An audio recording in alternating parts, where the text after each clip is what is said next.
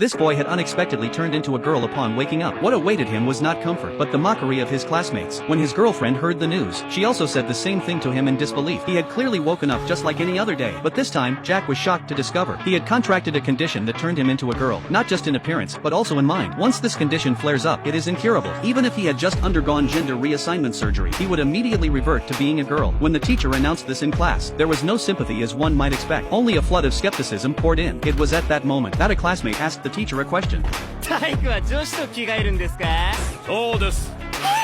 After that, the criticism grew louder and louder, almost suffocating Jack in a storm of judgment. Though the teacher maintained order during class, as soon as class ended, male classmates would surround him to mock and humiliate. Other students even joked about reserving their turn. All Jack could do was keep crying. But just then, the door suddenly burst open. It was his girlfriend's brother, John. He intended to take Jack home first, but this action was misinterpreted by the classmates. Faced with their unreasonable pestering, John chose to respond with force.